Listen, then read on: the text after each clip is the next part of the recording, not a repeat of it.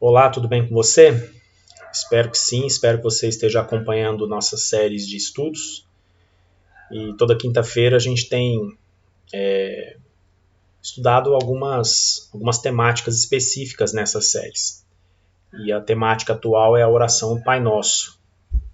Se você perdeu as aulas anteriores, é só ir aí no canal do YouTube e encontrar as videoaulas iniciais, tá bom?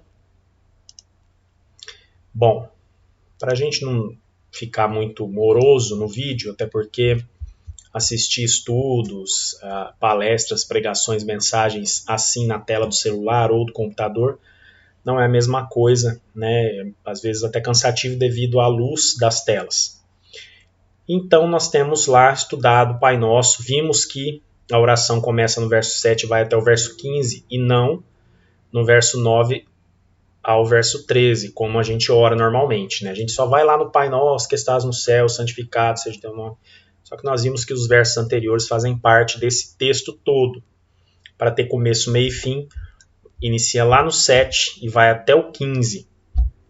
Isso aqui embaixo que vocês estão vendo é uma foto de uma parte da oração do Pai Nosso em grego, língua original, na qual a oração foi escrita. Tá bom? Pois bem, hoje a gente entra então, desculpem, nos versos 11, 12 e 13. Veremos então aí 3 petições em forma de petição. Nós já vimos que temos aí mais petições em forma de desejo, por exemplo, mas temos essas petições em forma de petição. Então a oração começa lá no Pai Nosso que estás no céu, santificado seja o teu nome. Venha o teu reino, seja feita a tua vontade, assim na terra como no céu. Ali são 3 petições em forma de desejo. E agora nós temos 3 petições em forma de petição. Né? O pão nosso de cada dia. Primeira petição. Verso 11, o pão nosso de cada dia nos dá hoje. Aqui eu coloquei ao pé da letra a tradução exatamente como está no grego. O pão nosso, o de cada dia, dá a nós hoje. É assim que está literalmente o texto grego, aqui transliterado, né, traduzido literalmente, tá bom? Bom, essa primeira petição trata de 2 questões essenciais que vão necessitar aí de um estudo nosso, tá bom? Em primeiro lugar, a expressão pão nosso. Jesus ensina a seus discípulos que suas petições não devem ser regadas de pedidos por luxos, mas sim que é preciso pedir o necessário, a saber, o básico para a subsistência humana. O pão era, na época, base alimentar, tanto que a Santa Ceia é instituída com o pão. Alguns colegas pastores já me disseram que, provavelmente, se tivesse Jesus instituído a ceia no Nordeste, ele teria instituído com macaxeira, né? A mandioca. O aipim, depende da região do Brasil, ele tem um nome aí. Mas, enfim, naquela região, o pão era a base alimentar. Por isso, o pão está tanto na Santa Ceia quanto na oração que Jesus ensinou. O pão nosso nos mostra que as petições em forma de petição muitas vezes são regadas de supérfluos. A gente fica pedindo luxo, fica pedindo o plus, né, o a mais. E Jesus está ensinando que o ideal é pedir o necessário, o básico para a subsistência humana. Então, ele já começa a dar essa orientação na frase o pão nosso, nessa expressão pão nosso. O William Hendrickson, que é um estudioso do Novo Testamento, diz que a palavra pão não deve ser tomada tão literalmente. Está implícito tudo quanto é necessário para a manutenção da vida física. Então, pão foi um símbolo que Jesus encontra, um símbolo que era a base alimentar da época, para dar significado, ou um símbolo para simbolizar, né, sendo repetitivo, para dar esse significado de tudo aquilo que é necessário para a manutenção da vida física. Então, não é que a gente nas orações só vai pedir literalmente pão, né, ou arroz, feijão no Brasil, não é isso, mas tudo aquilo que é necessário para manutenção da vida física. Um outro comentário que, apesar de estar claro nas escrituras a questão do trabalho dignificar o homem, o ser humano, e que através do mesmo é que o ser humano consegue seu sustento, aqui Jesus mostra que mesmo assim é preciso entender que o pão diário é dado por dádiva do Pai, né? Então, por mais que eu trabalhe, que você trabalhe, que do suor dos nossos rostos aí, a partir da nossa labuta diária, a partir do nosso sacrifício, nosso esforço, nosso estudo, né, daquilo que buscamos, apesar de ser a partir disso que vem o nosso sustento, precisamos lembrar que é dádiva do Pai. Então tem gente que acredita que pela sua intelectualidade, sua capacidade de pensamento, de reflexão, quantidade de diplomas que tem pendurados na parede, quantidade de livros que já leu, os cursos que fez, o tanto que é bom de negócio, eu acho que por isso aí consegue o seu dinheiro aí para subsistência, para pagar suas contas. A gente precisa lembrar que tudo é dádiva do Pai, tá? Nosso Pai Celeste. Tendo isso em mente, facilita, né? Facilita muito. Me lembro daquele verso que até fizeram música, porque dele, por ele, para ele, são todas as coisas, né? Então a gente precisa lembrar disso também. E em segundo lugar, a expressão, a primeira petição, em forma de petição, o pão nosso de cada dia, o pão nosso, o de cada dia dá a nós hoje, né? Que é a segunda parte aí da petição. Existe a questão da confiança no Pai que dá diariamente, no cotidiano, aquilo que é necessário a seus filhos, o suprindo de toda necessidade física para o corpo, não sendo então necessário ter a preocupação quanto ao dia de amanhã. A gente lembra do maná. Então, o pão nosso de cada dia. Então, é um Deus que diariamente sustenta, que diariamente cuida. Isso remete lá ao Antigo Testamento, ao maná que vinha dos céus. Todos os dias eles tinham que recolher a quantidade para o dia. Quem recolhia mais, o maná estragava. Isso demonstra também fé ou falta de fé. Aqueles que confiavam, porque fé é confiança, confiavam que amanhã de novo cairia o maná, pegavam só para o dia.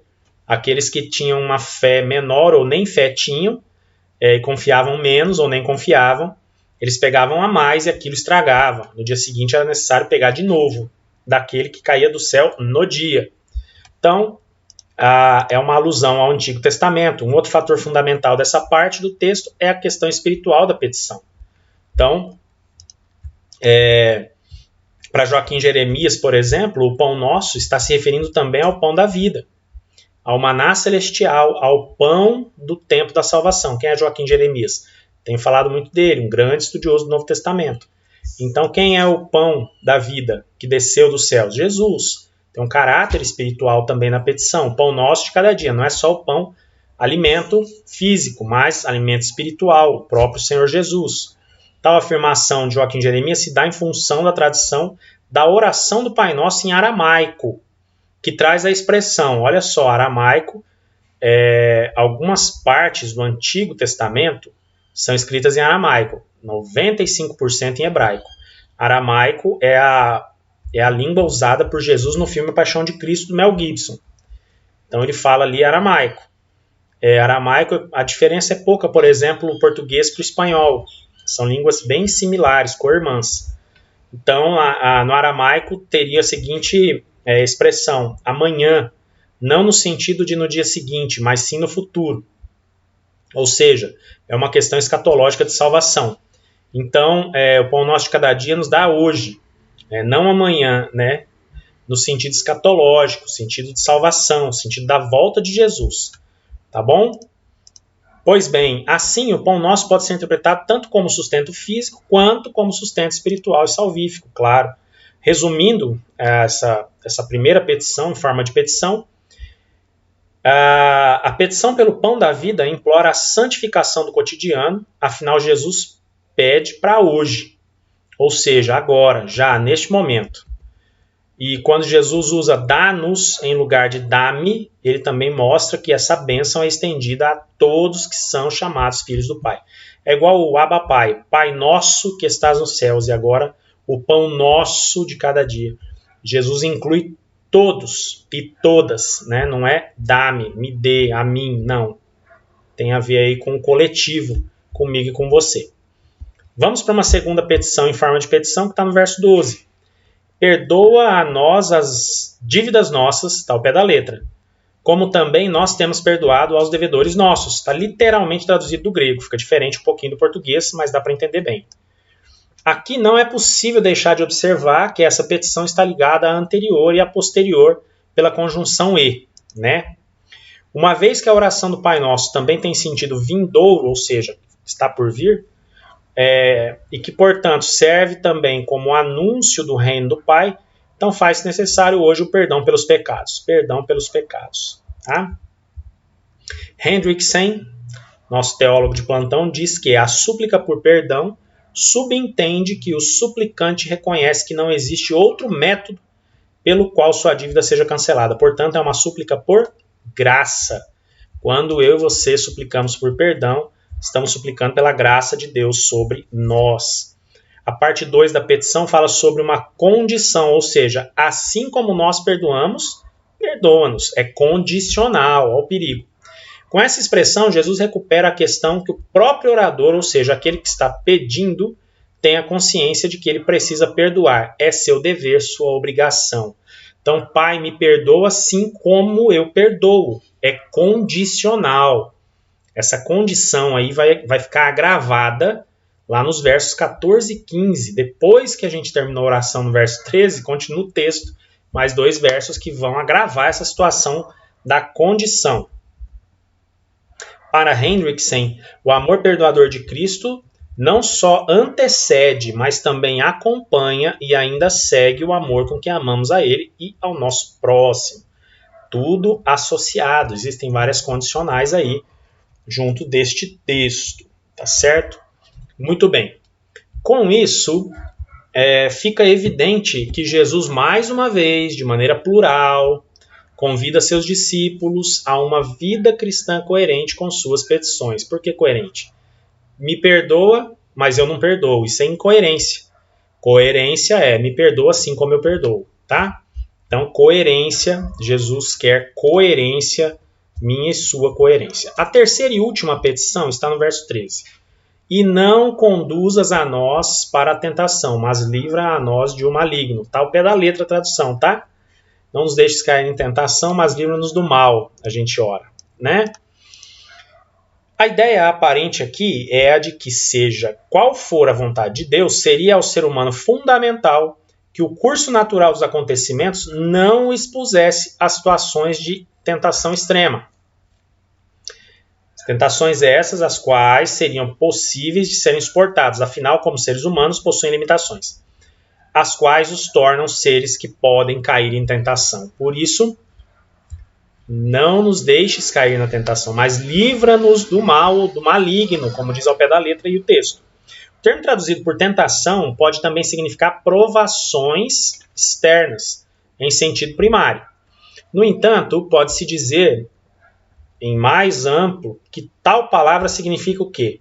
Dá-nos a força necessária para que as provações da vida não se tornem para nós ocasiões de tentação espiritual. Olha como ampliou? Não nos deixe cair em tentação. Dá-nos a força necessária para que as provações da vida não se tornem para nós ocasiões de tentação espiritual. O Pai Nosso ficaria assim, então. E não nos deixes cair na tentação. Com isso, o sentido aqui é de os filhos serem protegidos durante a tentação e não de serem preservados da tentação. Bom, não é ser livre da ideia de ser tentado, mas ser protegido durante a tentação enquanto está sendo tentado. Então não é ausência de tentação, mas sim força para vencer a tentação com a proteção de Deus. Essa última petição tem o tema de Pai, escuta ao menos essa oração, guarda-nos de nos desviarmos de Ti. A ideia é não nos deixe desviar do Senhor. Então não é ausência de tentação, mas durante a tentação permanecer nele. Essa é a ideia da última petição, em forma de petição da oração do Pai Nosso. Pois bem, para a próxima semana a gente continua na análise de conteúdo, né? eu espero que a gente esteja conseguindo compreender bem a oração do Pai Nosso. Já fomos aí até o verso 13. Então, vocês podem observar que e não nos deixe cair em tentação, mas livra-nos do mal. Amém. O pois teu é o reino, o poder e a glória para sempre é um acréscimo posterior, não está na oração original, no texto original do Novo Testamento grego, tá?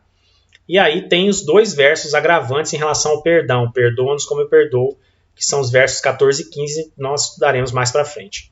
Espero que esteja sendo proveitoso, que esteja abençoando a sua vida, que assim estejamos conseguindo aí aprender, compreender melhor um pouco mais a oração que Jesus nos ensinou. Na próxima semana seguimos, espero que você aproveite. Qualquer dúvida eu estou à disposição, você pode falar comigo no privado e a gente conversa sobre as dúvidas, questionamentos, tá bom? Deus te abençoe, até o próximo vídeo.